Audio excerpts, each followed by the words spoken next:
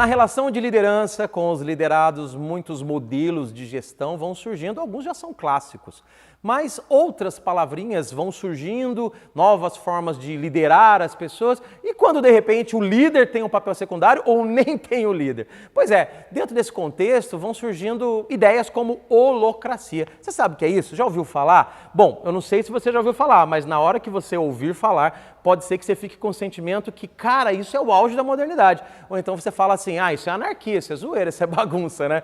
E qual que é a sua opinião, Alexandre? Holocracia é anarquia ou é uma evolução nas relações de trabalho? Olha, Marcelo, esse tema é um bocado polêmico, porque a proposta da holocracia é um bocado sedutora, né? Um mundo sem chefes, né? Mas se a gente for analisar, apesar de ser uma proposta um bocado radical, a holocracia é apenas a versão radical de tendências que a gente já vem observando no mercado de trabalho, né?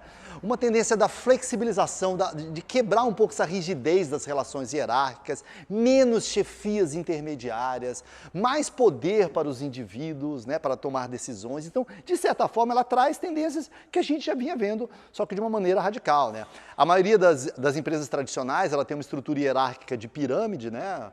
CEO, diretores, enfim, né? É uma estrutura de pirâmide, e o contrário radical disso seria uma imensa linha reta, todo mundo aqui embaixo, que seria um caos, aí seria uma anarquia mesmo. A holocracia trabalha como se fosse uma espécie de círculos, né? Onde um mesmo colaborador pode ter várias funções e participar de vários círculos. Holocracia é o poder holístico, distribuído universalmente entre os indivíduos, né? E a principal mudança que ele prega é um modelo de gestão da qual não existem chefes. Todo mundo é líder de todo mundo e o mais difícil de tudo é líder de si mesmo. Você com a sua grande vivência de RH, Marcelo, você acha que um treco desse funciona? Não? Olha, uma vez a empresa Google decidiu acabar, de certa forma, de maneira experimental em alguns departamentos com os chefes.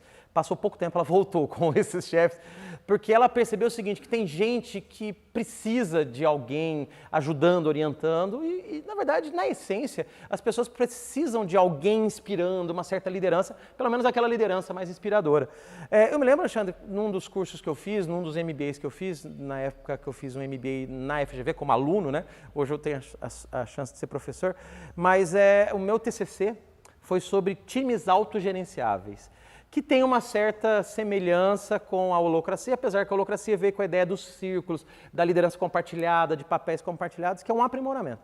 Mas eu lembro que naquela oportunidade a gente fez pesquisas com empresas de verdade e a gente percebeu que essa coisa de time sem chefe, sem líder, é incrível. Funciona melhor onde o trabalho é muito sistematizado, onde é muito automatizado, onde é muito assim, faça isso, by the book, procedimento. Porque se for para seguir um procedimento, você não precisa de um chefe, na verdade, basta ter um procedimento, todo mundo entende, sabe fazer, vai lá e faz.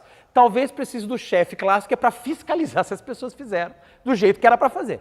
Agora, nos times, por incrível que pareça, onde você tem que ter mais ideias, mais inovação, mais criatividade, pode-se imaginar que esse funciona melhor sem chefe, porque o chefe atrapalha. Mas não, é o contrário.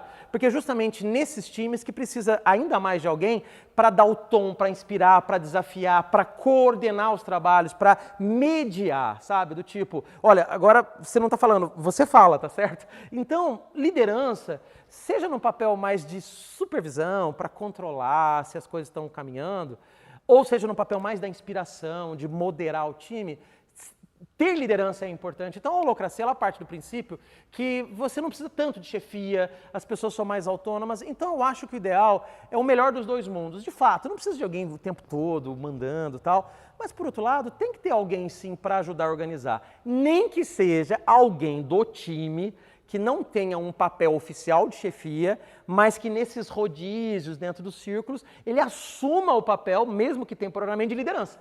Aí legal. Você não tem um chefe formal, mas você tem naquele time pessoas que eventualmente assumem um destaque, uma liderança de coordenação dos trabalhos.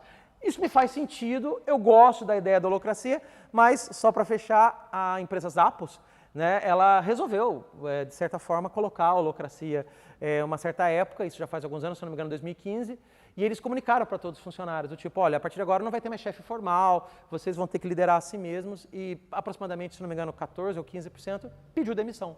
porque disse que não conseguiria trabalhar num ambiente sem chefe. Olha só. Que loucura, né, Marcelo? E o exemplo das Zappos é super interessante, né? Durante muitos anos eu pesquisei a relação entre trabalho e felicidade, que é uma das minhas palestras mais antigas, né? E quando a gente pesquisa essa relação, a gente vê que tem muita conexão com a chefia. E o exemplo mais notório que nesses estudos vem é das Zappos, que ela se considerava a fábrica da felicidade, né? Que a gente é uma usina de felicidade. Ela era uma empresa super desejada, né? E ela tinha um processo seletivo muito doido, que depois que a pessoa passava e ela era aprovada, eles falavam o seguinte: você foi aprovado para a vaga. E eu te dou $2.000 se você desistir agora. $2.000 para você sair. Porque o princípio era, não quero ninguém infeliz aqui, né? E ela migra aí para a Holacracia aí por 2015, e o engraçado é que as pessoas começaram a ficar infelizes, elas começaram a perder a noção de qual era o papel delas, virou uma fábrica de infelicidade. Eu acho que ela até deu um passo para trás agora, e ela faz uma espécie de semi-holocracia, né? Ela retornou algumas instâncias hierárquicas. A gente vê algumas empresas com graus variados de sucesso tentando implantar a holacracia, algumas não dão certo, algumas dão razoavelmente. O que eu acho é que um conceito tão radical quanto esse que a holacracia prega, né, um mundo sem chefes, ele é muito bonito conceitualmente, mas talvez a gente não esteja preparado ainda culturalmente ou tenha o ferramental para um mundo assim. E eu acho que o exemplo das Zappos mostra que um mundo de holacracia sem o preparo e a cultura adequada pode facilmente virar uma rolocracia, né? Um método que gera mais rolo do que solução, né?